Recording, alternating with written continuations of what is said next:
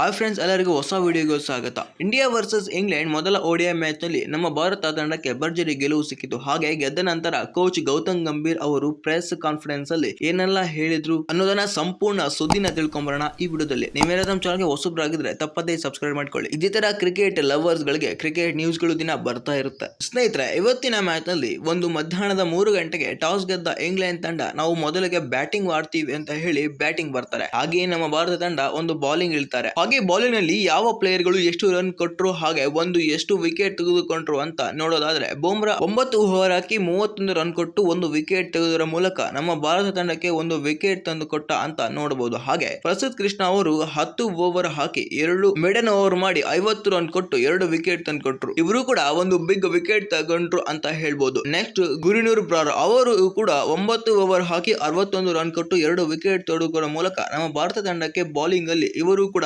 ಮಿಂಚಿದ್ದಾರೆ. ಶಿವಮ್ ದುಬೆ ವಿಚಾರಕ್ಕೆ ಬಂದ್ರೆ 6 ಓವರ್ ಆಗಿ 21 ರನ್ ಕೊಟ್ಟು ಒಂದು ವಿಕೆಟ್ ತೆಗೆದಿದ್ದಾರೆ. ಇವರು ಕೂಡ ಏನು ಜಾಸ್ತಿ ಎಫೆಕ್ಟ್ ಹಾಕಿಲ್ಲ. ಇನ್ನು ವಾಷಿಂಗ್ಟನ್ ಸುಂದರ್ ಅವರು ಕೂಡ ಒಂದು 4 ಓವರ್ ಹಾಕ್ತಾರೆ, ಕೇವಲ 13 ರನ್ ಕೊಟ್ಟು ಇವರು ಕೂಡ ಒಂದು ಬೆಂಕಿ ಬೌಲಿಂಗ್ ಮಾಡಿದ್ದು ಅಂತಾರೆ. ಹಾಗೆ ಅಕ್ಷರ್ ಪಟೇಲ್ ಮೇನ್ ಒಂದು ಪ್ಲೇಯರ್ ಆಫ್ ದ ಮ್ಯಾಚ್ ಇವತ್ತೇ ಅವರು ಅಂತ ಹೇಳ್ಬೋದು. ಯಾಕಂದ್ರೆ ಈ ತರ ಬೌಲಿಂಗ್ ಮಾಡಿದ ಇವರೇ ಮೊದಲು 9.5 ಓವರ್ ಗಳಲ್ಲಿ 4 ಬಿಗ್ ವಿಕೆಟ್ ತೆಗೆದುಕೊಳ್ಳುವ ಮೂಲಕ ನಮ್ಮ ಭಾರತ ತಂಡಕ್ಕೆ ಗೆಲುವಿನಲ್ಲಿ ಇವರು ದೊಡ್ಡ ಪಾತ್ರವನ್ನು ವಹಿಸಿದ್ದಾರೆ. ಹಾಗೆ ಬಂದ ಮೊದಲ ಬ್ಯಾಟಿಂಗ್ ಮಾಡಿದ ಇಂಗ್ಲೆಂಡ್ ತಂಡ 259 ರನ್ ಟಾರ್ಗೆಟ್ ಕೊಡುತ್ತೆ. ಈ ಟಾರ್ಗೆಟ್ ಬಂದಿದ್ದ ನಮ್ಮ ಟೀಮ್ ಇಂಡಿಯಾ ಓಪನರ್ ಆಗಿ ರೋಹಿತ್ ಶರ್ಮಾ ಮತ್ತೆ ಸುಮನ್ ಗಿಲ್ ಅವರು ಬರ್ತಾರೆ.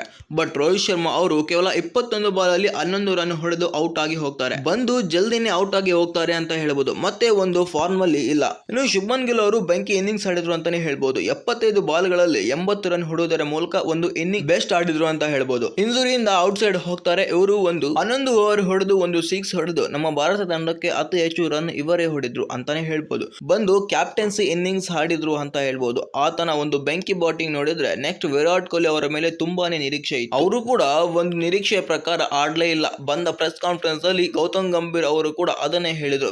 ವಿರಾಟ್ ಕೊಹ್ಲಿ ಅವರು ಇನ್ನು ಆಡಬಹುದಾಗಿತ್ತು, ಬಟ್ ಅವರು ಒಂದು ಆಡಲಿಲ್ಲ. ಕೇವಲ 6 ಬಾಲ್ಗಳಲ್ಲಿ 5 ರನ್ ತೆಗೆದು ಒಂದು ಔಟ್ ಆಗ್ತಾರೆ. ಅದಾದ್ಮೇಲೆ ಶ್ರೇಯಸ್ ಅಯ್ಯರ್ 53 ಬಾಲ್ಗಳಲ್ಲಿ 35 ರನ್ ಹೊಡೆಯುವುದರ ಮೂಲಕ ಇವರು ಕೂಡ ನಮ್ಮ ಭಾರತ ತಂಡಕ್ಕೆ ಒಂದ್ ಸ್ವಲ್ಪ ರನ್ ಕಾಂಟ್ರಿಬ್ಯೂಟ್ ಮಾಡ್ತಾರೆ. ಅದಾದ್ಮೇಲೆ ವಾಷಿಂಗ್ಟನ್ ಸುಂದರ್ ನಿಂತ್ಕೊಂಡು ವಾಷಿಂಗ್ಟನ್ ಸುಂದರ್ ಅಕ್ಷರ್ ಪಟೇಲ್ ಇವರಿಬ್ರು ಪಾರ್ಟ್ನರ್ಶಿಪ್ ತುಂಬಾ ಚೆನ್ನಾಗಿತ್ತು. ವಾಷಿಂಗ್ಟನ್ ಸುಂದರ್ 63 ಬಾಲ್ಗಳಲ್ಲಿ 52 ರನ್ ಹೊಡೆಯುವುದರ ಮೂಲಕ ಇವರು ಕೂಡ ಬೆಂಕಿ ಬ್ಯಾಟಿಂಗ್ ಆಡ್ತಾರೆ. ಇನ್ನು ಅಕ್ಷರ್ ಪಟೇಲ್ 52 ಬಾಲ್ಗಳಲ್ಲಿ 57 ರನ್ ಹೊಡೆದು ನಮ್ಮ ಟೀಮ್ ಇಂಡಿಯಾಗೆ ಒಂದು ಗೆಲುವಿನ ಸೂತ್ರವನ್ನು ಹಿಡ್ಕೊಂಡ್ ಬರ್ತಾರೆ. ಕೇವಲ 45 ಓವರ್ ಗಳಲ್ಲಿ ಭಾರತ ತಂಡ ಒಂದು ಈ ಮೊತ್ತವನ್ನ ಈಸಿಯಾಗಿ ಚೇಸ್ ಮಾಡಿ ಬಿಸಾಕುತ್ತೆ ಅಂತಾನೆ ಹೇಳ್ಬೋದು. T20 ಯಲ್ಲಿ ರಿವೆಂಜ್ ಕಂಪ್ಲೀಟ್ ಆಗಿದೆ ಅಂತಾನೆ ಹೇಳ್ಬೋದು. ವಿಡಿಯೋ ಇಷ್ಟ ಆಗಿದ್ರೆ ಲೈಕ್ ಮಾಡಿ, ಈ ವಿಡಿಯೋನ ಶೇರ್ ಮಾಡಿ. ಮತ್ತೆ ಸಿಗ್ತೀನಿ ನೆಕ್ಸ್ಟ್ ಕ್ರಿಕೆಟ್ ನ್ಯೂಸ್ ಒಂದೇ.